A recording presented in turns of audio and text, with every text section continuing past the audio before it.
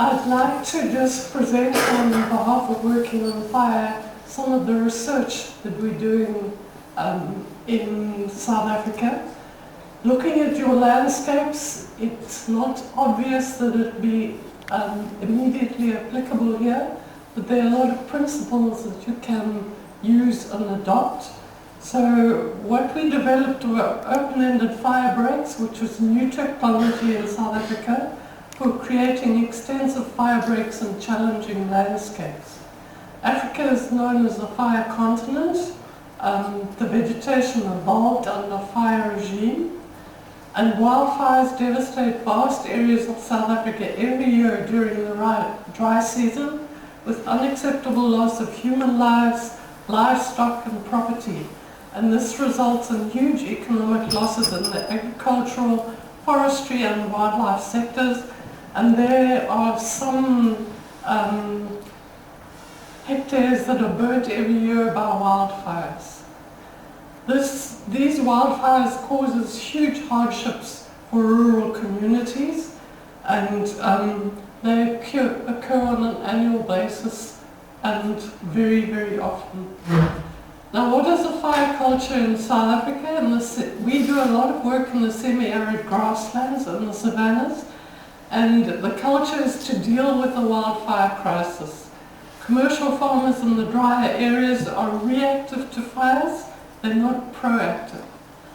The other problem is rural communities believe fire protects them from spirits. So if they have to go anywhere, particularly at night, they light a fire in the hope that they'll be protected from the negative influence of ancestral spirits. So you have a lot of indiscriminate fires lit, especially at night. And then cross-border fires from South Africa are another major threat for us to contend with.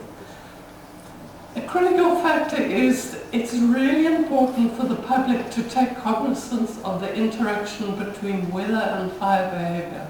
And this is something that South African public are not really and truly aware of.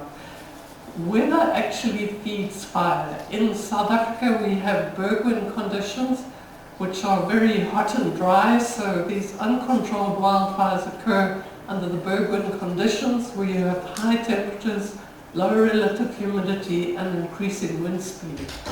Now if you add highly cured, dry or frosted grass fuel to that, it increases the rate of spread of the fire quite radically.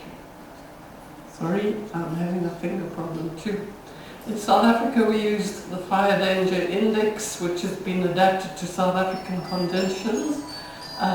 Upper yellow, orange or red days equal high fire danger, and we have various categories that you can burn for on the different days. So it was quite important to develop cost-effective fire breaks for the management of extensive areas.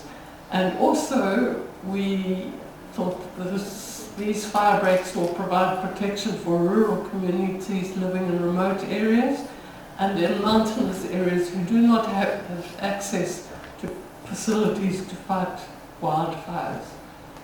So Lynne and myself work in the Research and Development Division of Working on Fire, and we were tasked to investigate the feasibility of using innovative open-ended fire breaks, or OEFBs.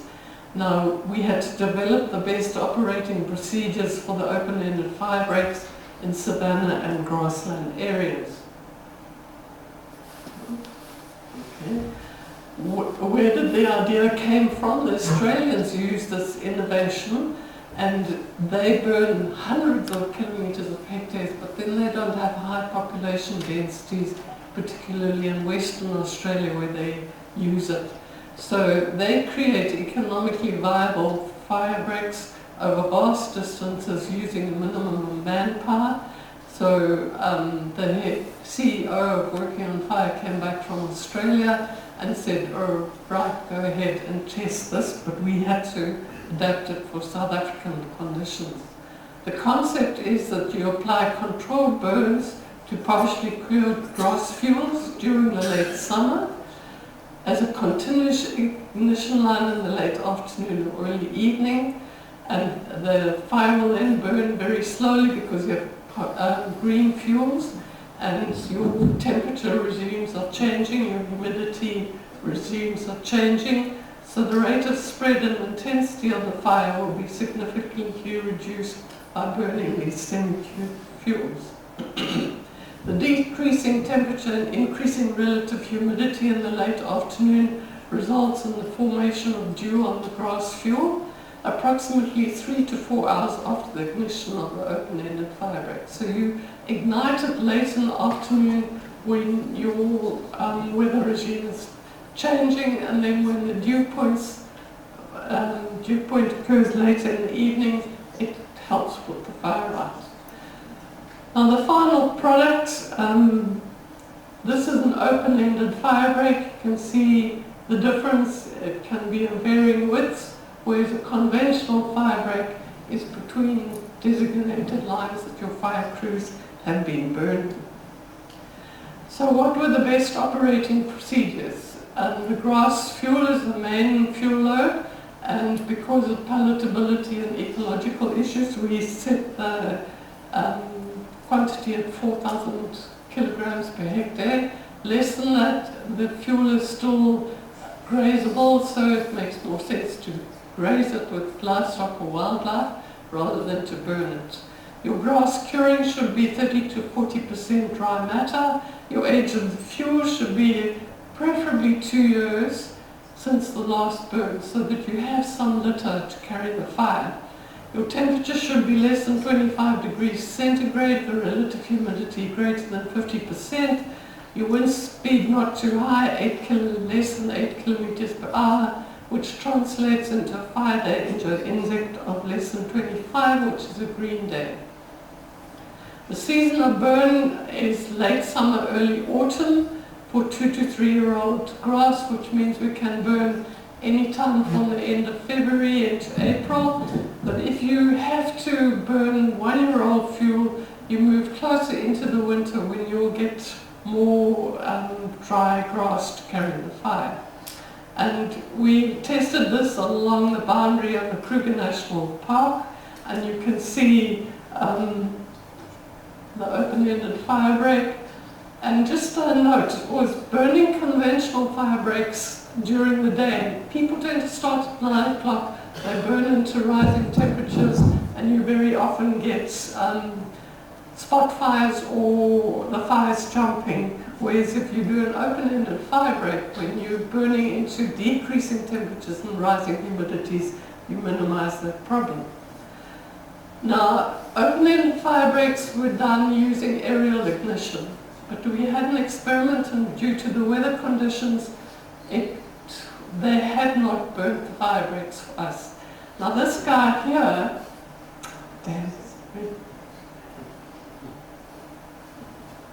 Ross Good, works in a game reserve. He is passionate about vegetation and fire. He has a really, really good handle on weather conditions and fire behavior. And he went out one evening and alone, I must admit he took a chance, he burnt 10 kilometers of open-ended fire breaks by using fire behavior and weather conditions. So you don't need aerial ignition to burn open-ended fire breaks. You can burn them using a drip torch under the correct weather conditions, but the weather is critical early in the evening using minimal labor. And in fact, he was sent to Botswana to protect some of the wildlife lodges there, and he didn't have a fire team, but he used the weather and the fire behavior. And he protected one lodge, and the next day they had huge runaway fire, and lodge was saved. Whereas if he hadn't put that fire break in, they would have lost a multi-million-dollar lodge. So open-ended fire breaks are a tool for game reserves and ranches, and the success of burning open-ended fire breaks in the late afternoon and early evening proves that this technology is an economical and practical tool for burning fire breaks in the right weather conditions. So for extensive areas or inaccessible areas, you can use aerial ignition, but for the smaller game reserves, which we have a lot of in southern Africa, or smaller commercial farms, livestock farms, you can use hand ignition for small areas and accessible areas. Now we had a unique opportunity to burn an open-ended firebreak. Trevor referred to that Motathiel community. They live in KwaZulu-Natal and they're threatened by wildfires every year. The main source of fires are cross-border fires. Oops, I have tripped Nico's problem. This is Lesotho. This is the area we worked in along here. This is all mountainous area along there. And because of stock theft issues, the people in Lesotho set fires and everybody rushes off to go and fight the fire. And they come down the passes and they steal the stock and chase them back into Lesotho. So these fires cause huge hardships for the residents there. Many people lose their lives every year.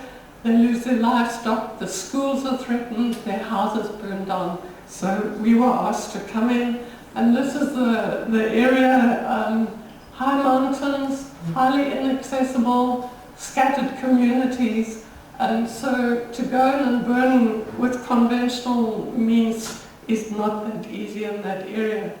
And that is a Firewise community, part of the Working on Fire group, that helps rural communities to cope with the dangers of these fires and combat the negative outcomes. So to mitigate this threat, because it had been a very dry winter, it was the start of summer leading to winter, we were requested to burn an open-ended firebreak along the Lesotho border.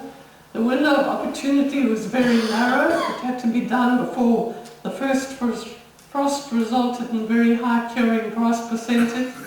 Plus, we had to get the right weather conditions. That's critical. So we had to conform to the best operating procedures. And we don't put in prescribed burns unless the ecological conditions for the rangeland are correct.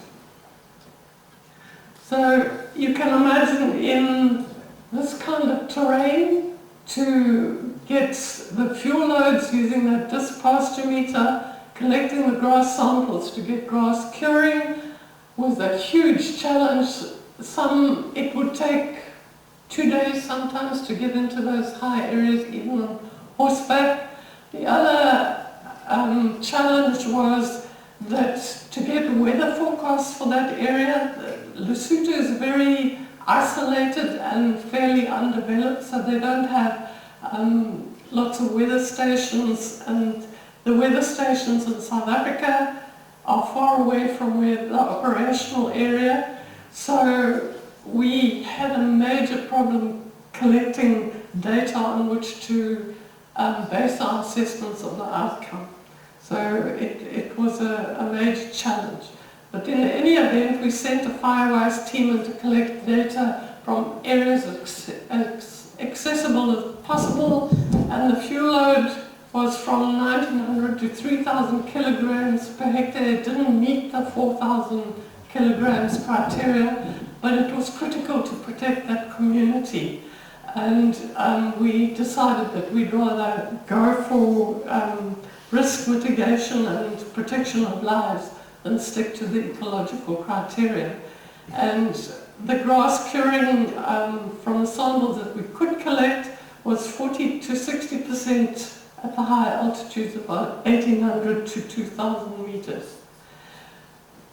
To get a handle on what the possible weather conditions were when we were burning the open-ended firebreak, we sent a Kestrel weather meter that we mounted as high as possible at a higher altitude, certainly than the weather data that we could get, which was based on a weather station 90 or 100 kilometers away and at a lower altitude. So we needed to get a better idea of what the actual weather conditions were closer to where we were burning. So the BOPs was the temperature had to be less than 25 degrees C, the relative humidity greater than 30%, the wind speed had to be less than 10 kilometers an hour, and as we measured there was a 40 to 60% grass curing and the lower fuel loads, but we decided that would confirm. So we waited for nearly 4 weeks for the correct weather conditions. The crisis was the frost going to beat us or not? And finally Bob Connolly, who's the operations manager at Working on Fire, they loaded the rain dance equipment. There's part of it, they strap it in the back seat of the helicopter pilot, and so that equipment drops the ignition capsules up the helicopter. The actual weather conditions at the time of the burn, we started just after 2 o'clock in the afternoon. Because of the extent of the whole operation, the temperature at 2 o'clock was 11.3 degrees centigrade. The fire died at 11 o'clock at night, and the temperature that we could measure was minus 4.8 degrees centigrade. The big surprise was, although the weather service said that the humidity would go up to 89%, the actual humidity oscillated between 28 and 41%, and Bob said that if he'd known that, he would never ever have taken the decision to burn. The wind speed was not that high, but up to 6.6 kilometers per hour.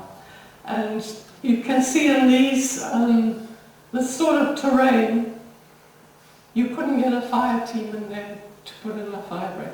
It would take you 3 months to do something like that. So the ignition capsules were dropped at an altitude of about 1,800 meters over a distance from Ongeluksnek all along the Lesotho border to Kwagga's Neck in 44 minutes, distance of 62 kilometers. The helicopter flew at a height of 30 meters above the landscape, and the average width of the fire break ended up at about 200 meters. And here you can see we had a spotter plane as well as the helicopter that was part of the 62 kilometers of fire break that was put in. That was the helicopter flew after the fire went out the next day, and that was a sort of average width of the fire break. So the application of this new technology provides a means to prevent or control and or address wildfires in various situations. Aerial ignition over vast distances or difficult terrain, such as international borders in wilderness areas where they don't like people to go in, or national parks, but you don't have to use the aerial ignition. It is possible using the same best operating procedures to do hand ignition on game farms, private reserves and livestock farms.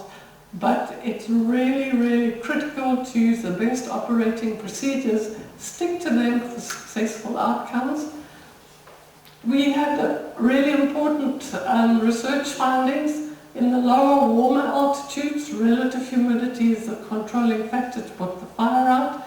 In the higher, colder altitudes, temperature was the controlling factor. We had plans to burn 100 kilometers in the Drakensberg. A lot of this is high altitude reserves. It depends on funding. The Lesotho is very keen to collaborate, but they have funding issues. So we're working on that problem. So open-ended fire breaks do provide an economical and safer method of burning breaks in grassland and savanna areas. But now we have the next challenge. We need to move to the areas where we have the Mediterranean vegetation, like you have here, in a lot of areas that Professor Vegas works with. But the risk factors are much, much higher than in the grassland areas. Your maquis or your fynbos is way, way more flammable than grassland. and this provides a very exciting challenge and opportunity for us to collaborate with Portugal, and in particular Professor Vegas's laboratory, because they have incredible equipment and insight into fire behavior in this type of vegetation, and we really hope and plan to be able to work together in the future. Obrigado.